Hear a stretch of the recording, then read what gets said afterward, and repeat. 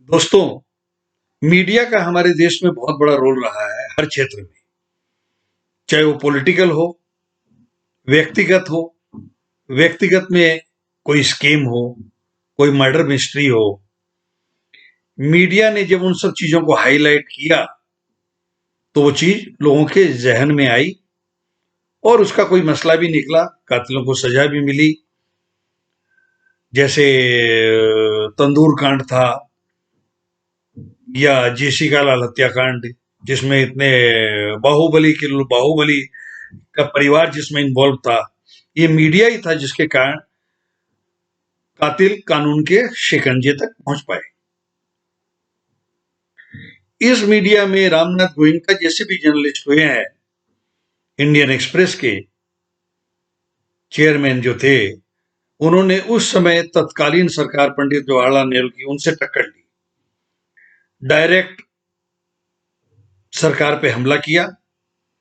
नतीजा ये निकला कि बरसों तक ये दुश्मनी का सिलसिला चलता रहा।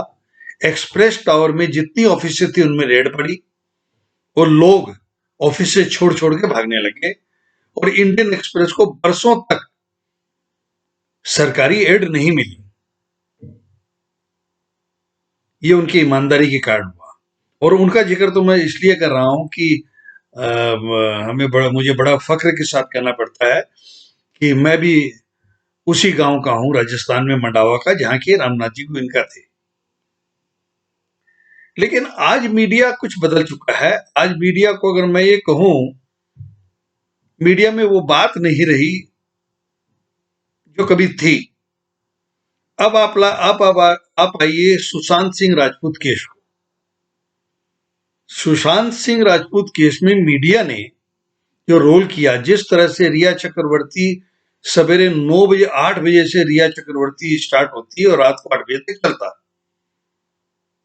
उन्होंने इस तरह उसको पेश किया कि कम से कम मेरे जैसे या थोड़ा बहुत जो समझ रखते हैं वो भी ये सोचने लग गए कि ये कातिल है। ये टीवी चैनल वाले ये खुद अदालत बन गए और इन्होंने फैसला सुना दिया कि इसको सजा दो, ये कातिल है। और हम भी सोचने लगे, जब भी वो घर से निकलती इसने ये साड़ी पहन रखी है, अब इसकी गाड़ी हाजी अली तक पहुंची है। भाई लोगों को क्या मतलब है, और इसमें दोष हमारा भी है। हम भी इन सब चीजों में ज्यादा दिलचस्पी लेते हैं इनको देखने में। ये हम ही है जिन्होंने मीडिया को इतना खराब किया है। अब बताइए आप, अब क्या हुआ? 3-3 टीमें लगी सरकार की, कुछ नतीजा कुछ भी नहीं निकला। अभी तक तो कुछ नहीं निकला, आगे देखा जाएगा जो भी होगा। अब दूसरी बात पे हम आते हैं। आज पूरे चैनलों में कोविड में इतने लोग मर गए, कोरोना से इतने लोगों की डेथ हो गई। भारत सरकार ने कितना अच्छा काम किया, पूरे देश में कितना कंट्रोल किया, ये नहीं बताते हैं। ये हमारे देश में मरने वालों की संख्या कितनी कम है। इतनी बड़ी आबादी, 135 करोड़ की आबादी में आप देखेंगे कि विदेशों में जितना ये फैला हुआ है, हमारे देश में बहुत कम है। लेकिन ना, ये नहीं बताएंगे। ये तो जो नेगेटिव है वही इनको बताना है।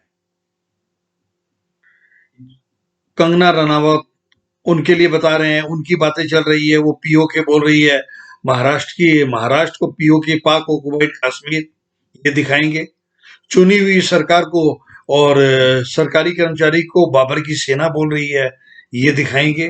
ठीक है, उसके साथ जो हुआ वो भी गलत था, लेकिन शब्दों पर तो कुछ लगाम होनी चाहिए ना किसी इंसान की। अगर उनका सीएम बनने का सपना है, वो सोचती है, तो ये बोलकर थोड़ी सीएम बना जाता है। उसके लिए या तो आपका बैकग्राउंड हो, जैसे लोग बने हैं, या अरविंद केजरीवाल की जैसी काबिलियत हो कि आपने उस क्षेत्र में पीएचडी कर रखा हो, आप हर विषय पे बात कर सकते हो। आप गालियां देके, पीओके बोलकर, बाबर की सेना बोलकर थोड़ी चीफ मिनिस्टर बन सकते हो। ये बात गलत है। अब आते हैं, अब ये पॉजिटिव क्यों नहीं दिखाते हैं, मैं ये जानना चाहता हूं। सोनू सूद जिनने इतना काम किया,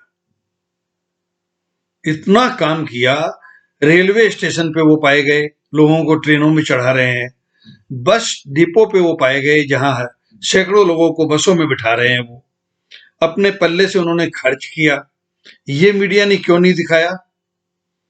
जितना इन्होंने कंगना रनावत और रिया चक्रवर्ती पर जितनी एनर्जी वेस्ट की, अगर उतनी एनर्जी सोनू जी के ऊपर, सोनू सूद जी के ऊपर ये वेस्ट करते, तो न जाने कितने लोगों का शर्म से तिजोरी का ताला खुल जाता। जो अपने अय्याशी और अपनी रईसी में जो डूबे हुए हैं, उनको खुद को ही शर्म आती। वो भी 200-400-500 बसें या 50 बसें करते, 200-300 मजदूर अपने घर पहुंचते, कुछ भूखों को रोटी मिलती। लेकिन ये नहीं कर, और उससे बहुत फर्क पड़ता। अगर ये इतना एड सोनू सूद साहब के लिए करते ना, तो बहुत फर्क पड़ता।